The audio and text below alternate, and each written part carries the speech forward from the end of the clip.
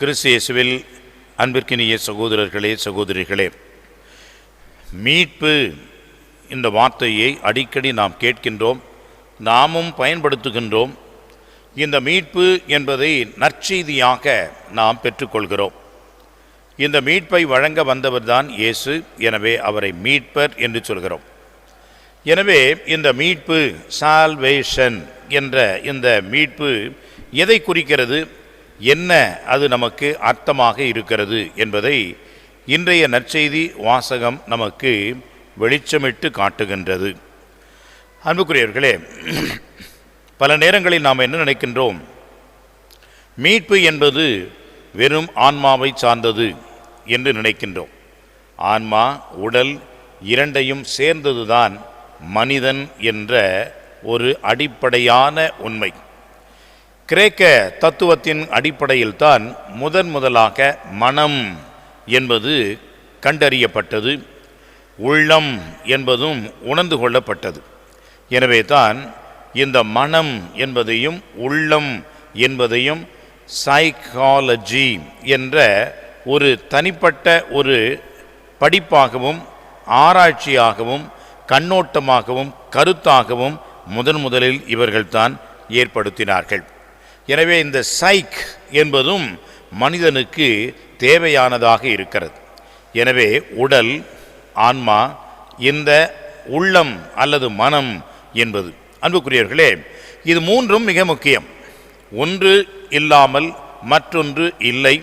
அதே போன்று ஒன்று பழுதுபட்டால் மற்றொன்றும் அதனால் பயனில்லை, பலன் இல்லை என்பதையும் புரிந்து கொள்கின்ற விதமாகத்தான் இன்றைக்கு ஆண்டவருடைய நற்செய்தி அறிவிப்பு பாணி, அவருடைய அந்த நற்செய்தி அறிவிக்கின்ற முறை என்பது நமக்கு அமைந்திருக்கிறது.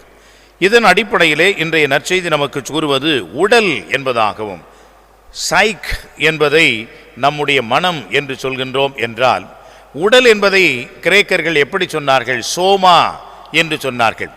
சோமா என்ற வார்த்தையில் இருந்துதான் சோமாட்டிக் என்ற பலவிதமான வார்த்தைகள் வருகிறது. அன்புக்குரியவர்களே, இந்த சோமா என்பது தொடுகின்ற அளவிலே நாம் பார்க்கின்ற வகையிலே இருக்கின்ற ஒரு உடலை குறிக்கிறது. இந்த உடலை ஆண்டவர் எந்த அளவுக்கு உயர்ந்ததாக நினைக்கின்றார். உடலில் வருத்தம் வந்தால் அதுதான் நோய். இந்த நோய் என்பது நம்முடைய உள்ளத்தை, மனதை பாதிக்கிறது. மனம் பாதித்து விட்டால் நம்முடைய ஆன்மாவினுடைய வளர்ச்சி, வாழ்வு பாதிக்கப்படுகிறது. இதைத்தான் இன்றைய நற்செய்தியிலே ஆண்டவர் உடலும் முக்கியம் என்பதை நமக்கு உணர்த்துகின்றார். இந்த உடல் இல்லாமல் இந்த உள்ளம், மனம் எங்கே இருக்க போகிறது? இந்த மனம் இல்லாமல் இந்த ஆன்மா எங்கே இருக்க போகிறது? இந்த மூன்றையும் ஒன்றிணைத்த வகையில்தான் மீட்பு என்பது அடங்கி இருக்கிறது. எனவே ஆண்டவர் இயேசு இந்த உலகத்திற்கு வந்தார், நமக்கு மீட்பை கொடுக்க அவர் வந்தார். இந்த மீட்பை முழுமையாக கொடுக்கின்றார். எனவே ஆன்மாவை மீட்பதற்காக என்பதற்காக மட்டுமல்ல, அந்த ஆன்மா தங்கி இருக்கின்ற உடலுக்கும் அவர் இன்றைக்கு குணம் கொடுக்கின்றார், நலம் அளிக்கின்றார், சுகம் ஆக்குகின்றார். ராயப்பருடைய மாமியார், அவருடைய வீட்டிற்கு ஆண்டவர் இயேசு செல்கின்றார்.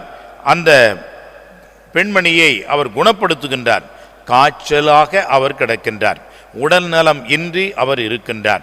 இவ்வாறு உடல் நலம் தொடர்ந்து இல்லாமல் இருந்தால் மனம் பாதிக்கப்படுகிறது. மனம் என்பது ஆன்மாவை அது வளர்ச்சி இல்லாமல் ஆக்குகிறது. அந்த வகையிலே அவர் உடல் நலம் பெற்றவுடன் மனநலம் அவர் அடைகின்றார்.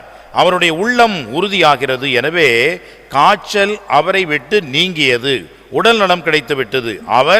அவர்களுக்கு பணிவிடை செய்தார். மனநலம், உள்ள நலம் அவருக்கு கிடைத்தது. ஆண்டவர் இந்த இரண்டையும் வைத்து அந்த பெண்மணிக்கு அந்த மீட்பை முழுமையாக வழங்குகின்றார். எனவே தான் அன்புக்குரியவர்களே, ஆண்டவர் இயேசு பல இடங்களிலே போதிக்கின்றார். போதிப்பதோடு நின்று விடவில்லை. அங்கே இருக்கின்ற நோய் நொடிகளையெல்லாம், நோயாளர்களையெல்லாம் அழைத்து அவர்களுக்கு அவைகளை சரி செய்கின்றார். அவர்களுக்கு பசி என்று வந்துவிட்டால் அது 5000 பேருக்கு மேலாக இருந்தாலும் அவர்களுக்கு உணவை கொடுத்து அனுப்புகின்றார். இறப்பு என்ற நிலையிலே அவர்களோடு இருந்து அழுகின்றார். இறந்த மனிதர்களை உயிர்ப்பித்து அவர்களுக்கு மீண்டுமாக மகிழ்ச்சியை கொடுக்கின்றார். இவ்வாறு இந்த உலக பிரகாரமான இந்த உடலை கூட ஆண்டவர் மதித்து இந்த உடலுக்கும் உள்ளத்திற்கும் மனதிற்கும் அவர் முழுமையான குணமளிப்பதனால் ஆன்மீக வாழ்வு என்பது வளர்ச்சி அடைவதை நாம் பார்க்கின்றோம். எனவே அன்புக்குரியவர்களே, இந்த காலகட்டங்களிலே இந்த சைக்காலஜி என்று சொல்லக்கூடிய உளவியல் மன நிலையில் இருக்கக்கூடிய அந்த ஆராய்ச்சி படிப்பு என்பதெல்லாம் இன்னும் அதிகமாகிக் கொண்டே இருக்கிறது. காரணம், மக்கள் வினோதமாக நடந்து கொள்கிறார்கள், விபரீதமாக அவர்கள் பழகுகின்றார்கள், பேசுகின்றார்கள், அவர்களுடைய நடவடிக்கைகள் எல்லாம் அமைகிறது. எனவே உள்ளம் என்பது மிக முக்கியமாக இன்றைக்கு கணிக்கப்படுகிறது. உடல் என்பதையும் உள்ளம் என்பதையும் இணைத்து பார்க்கக்கூடிய ஒரு நிலை வருகிறது. எனவே தான் அன்புக்குரியவர்களே, இந்த மூன்றும் இணைந்த ஹோல்னஸ் என்று சொல்வார்கள், முழுமை, நிறைவு, அதைத்தான் ஆண்டவர் இன்றைக்கு நமக்கு கொடுக்கின்றார். நற்கருணை வடிவாக இதை முழுமையாக நாம் பெற்றுக்கொள்கிறோம்.